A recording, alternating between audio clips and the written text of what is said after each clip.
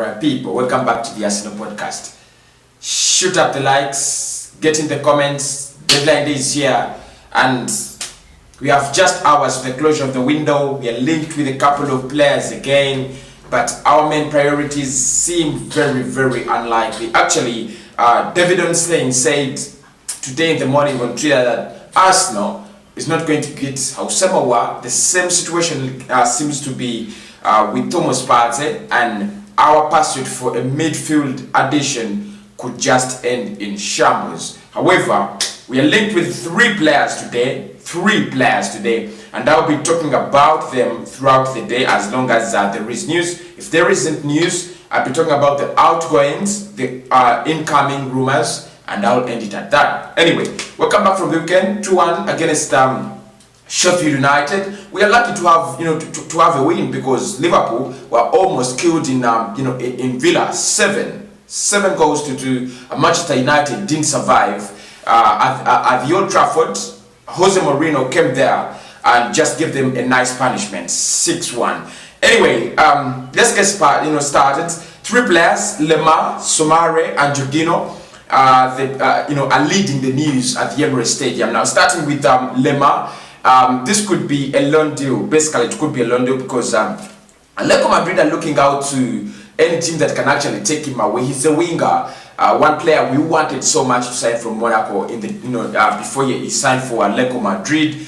His career at Atletico Madrid has not really been that good. He hasn't given them what they would expect of him, because they signed him for a significant amount of money. I remember we tried to sign him for around 40-45 million, but Monaco rejected that, our bids. They wanted around 50 to 60 million pounds, and finally Atletico Madrid went in for him. They signed him. They expected so much from him, but eventually they didn't actually get what they wanted.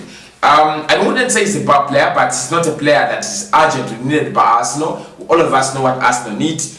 We need a defensive midfielder and a creative midfielder. So for Thomas Lemar, it would be a deal that it would be a panic buy, and I don't really want panic buys, because at the end of the day, they become dead wood and you cannot actually move them on.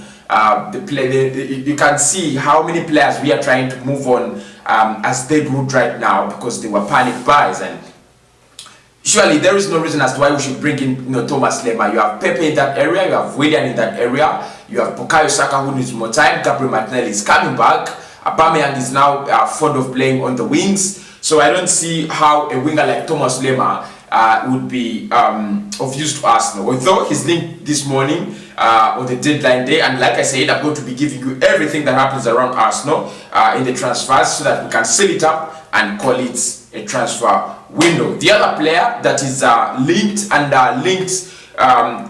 in a position where we need an addition is Soumare, not linked for the first time. Like you guys know, he's linked for this must be the second time or third time when we are linked to Soumare.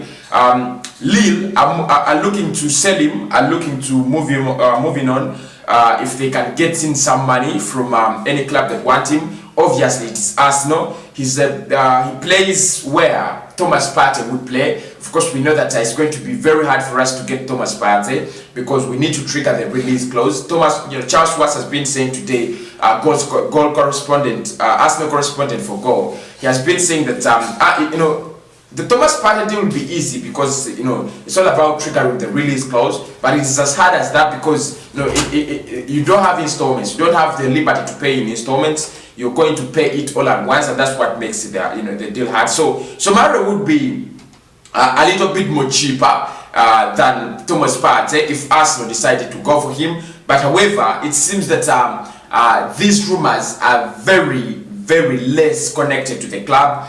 They are just rumors on social media and a couple of other reports. So it doesn't seem like Arsenal is really serious on getting Soumare in this transfer window. I've been asked so many questions. Where did the money go? The money we got in Emi Martinez and so on. And probably the answer I can give is that the money we got in Emi Martinez was used to replace the money we spent on Gabriel Magalhaes. Does that make some sense? I'm not really sure, but Lemar and Soumare could be one of those players you're going to see so much today in the news for Arsenal. The other player is Jorginho, and he has been linked quite closely to Arsenal, although David Ornstein also says this is very, very unlikely to happen.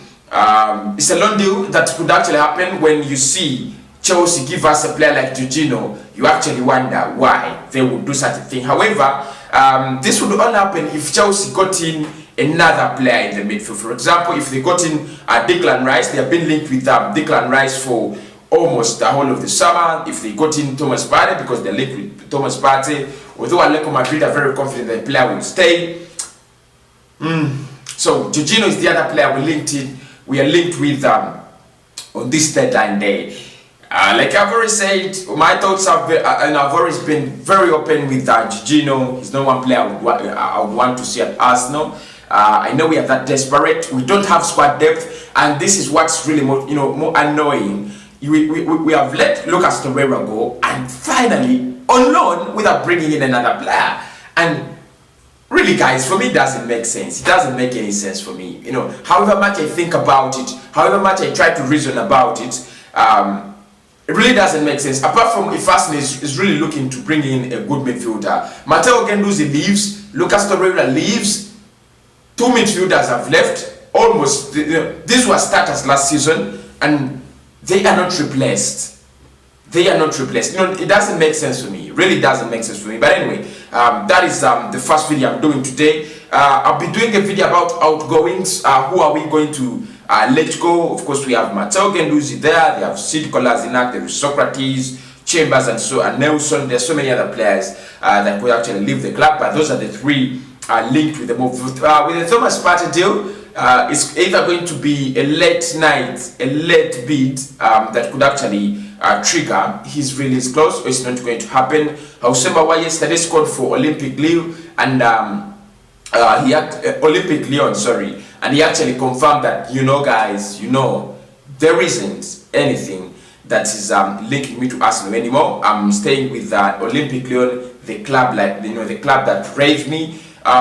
Negotiations ended way time back. However, like I always told you, it isn't. It's never the end. It's never the end. Barcelona are back in talks with Olympic Lyon to see that they can actually sign Memphis. And this is where I told you they were desperate for money. We didn't use the opportunity, and now they know that Memphis will make a switch to Barcelona. They don't have to be as that desperate for to sell Hausembawa, and we are the party that lost. Anyway, deadline day starts officially. I'm not going to be doing so long videos. I'll be doing very, very short videos, but as I hope they keep you informed when it comes to the transfers. I'm not going to stream live, but I'll keep uploading a couple of videos. Whenever I get something, I'll upload. I'm coming back with the outgoings in a couple of hours. I think in 2 hours time or 1 hour's time. So make sure you stay tuned. Stay tuned.